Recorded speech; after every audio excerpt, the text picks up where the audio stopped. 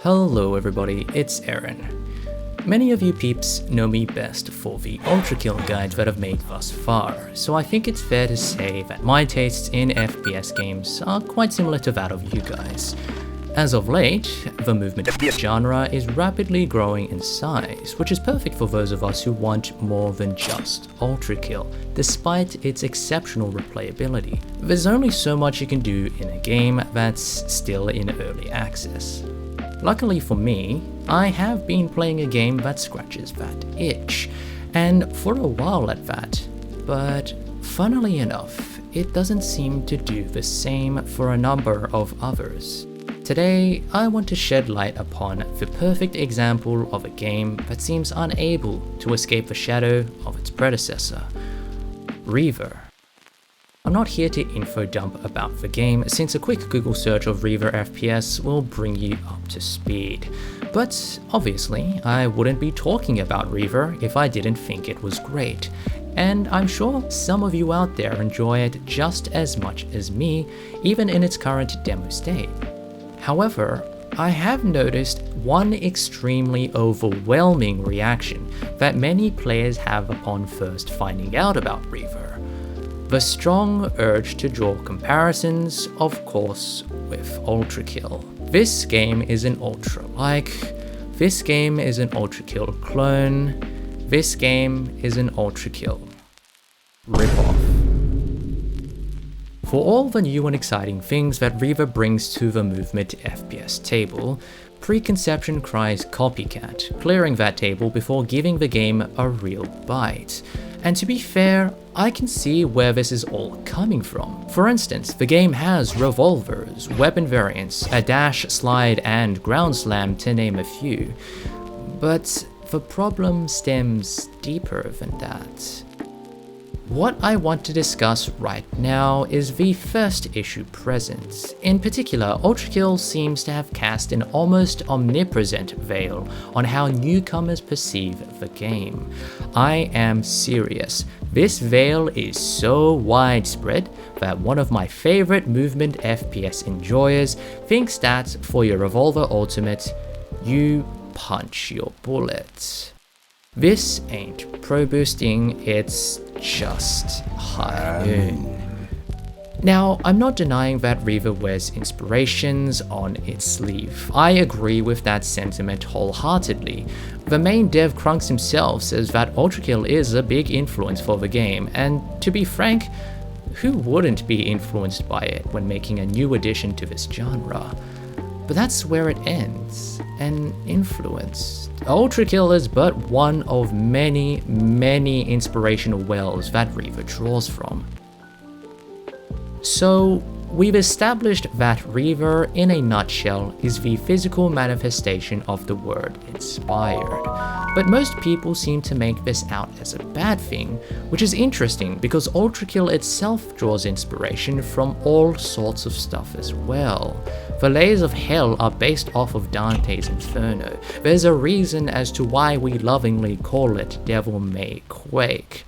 But of course, as we all know, there's so much more going on under the hood. In other words, although Ultra Kill takes what it wants from a ton of other sources, it's done in such a refined and most importantly, reimagined way that we like it for this. But that's the thing.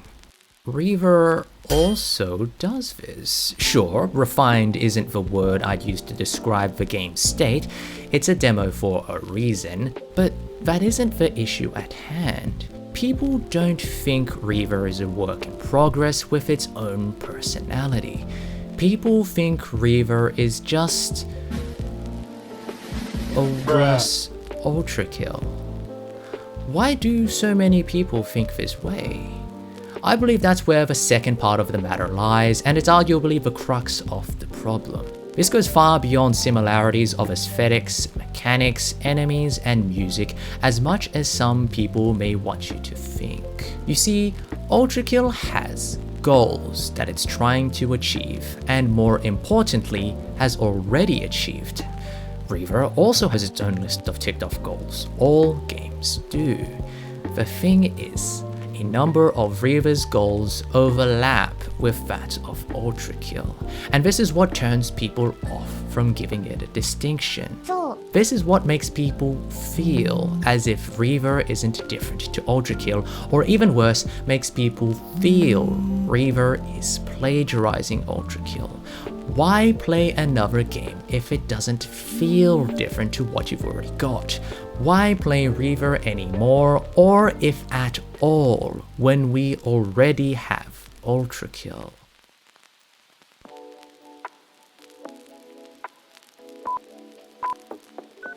To explain my point, let's pretend we just booted up Ultra Kill for the first time after around 1,000 hours of Doom Eternal.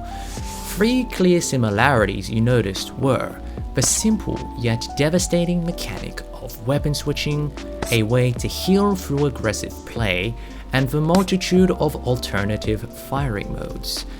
Yet, as Ultra Kill quickly demonstrates, this doesn't matter in the grand scheme of things for us as players, because there's nothing innately wrong with anything having similarities. In fact, it's pretty obvious that we welcome it in many cases.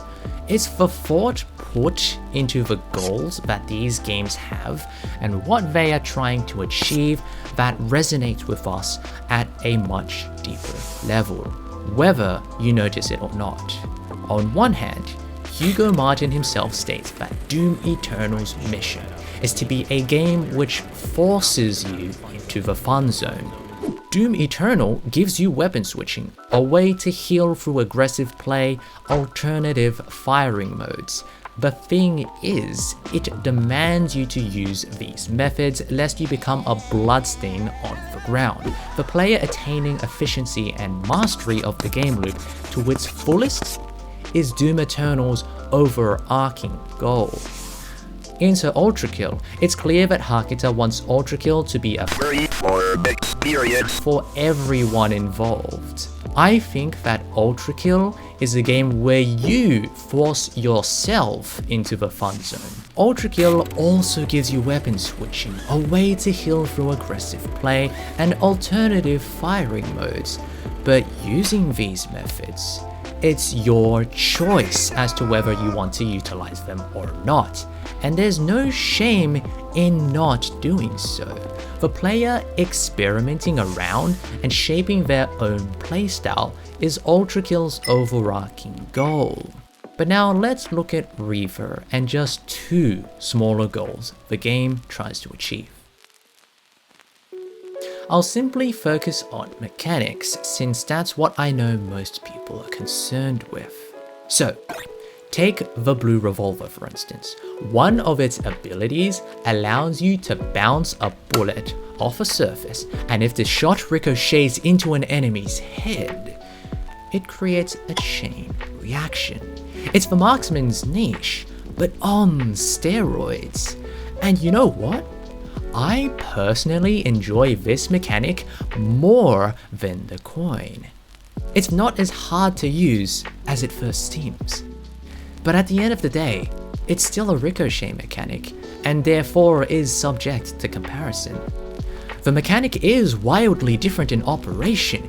It can one-shot tankier enemies by bouncing inside the poor chap's head, and multiple rebounds increase the number of chains, but its intended goal is practically the same, to create an auto-aim mechanic.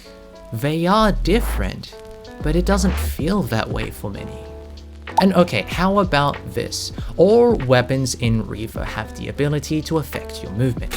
It's more than just blasting off from an explosion.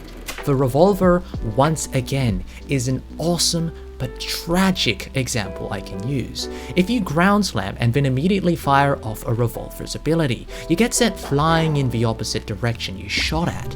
This is so cool and unique in its own right, but one could argue that it has the same effect as slam storage. And while slam storage wasn't intentional, but revolver boosting is, they are both features in their respective games that achieve a shared goal: gaining absurd airtime. Once again, although execution is different, it doesn't feel that way for many. Reaver, mind you, isn't like this all the time. In fact, as Ultrakill is to Doom Eternal, many of the similarities we can point out are superficial at best and reaching at its worst. Dual function dashing, the black hole creating shotgun, exploder dagger launching, akimbo rifle flying, super sliding shenanigans.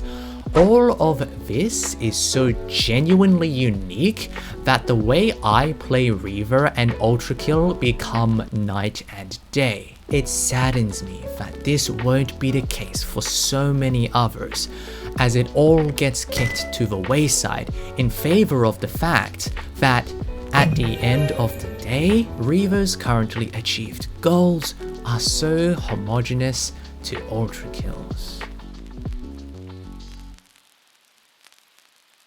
It's clear that nobody wants Reaver to be an Ultrakill clone for better or worse, just like how Ultrakill isn't Doom Eternal on a budget. But rarely do I see a person promote an idea of it and stop copying Ultrakill.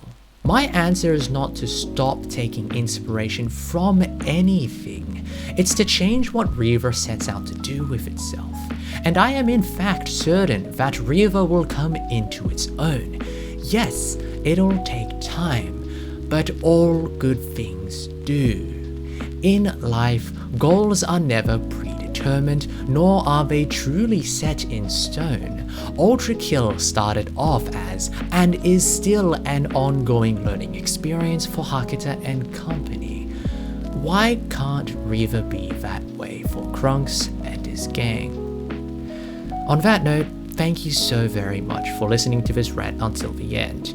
This is the first time I've done a video like this, and hopefully I didn't come off as a jumbled mess. In fact, I hope that this video changes the mind of how some of you guys out there perceive this Diamond in the Rough, and perhaps you'll try out the game for yourself, or feel good that you already have.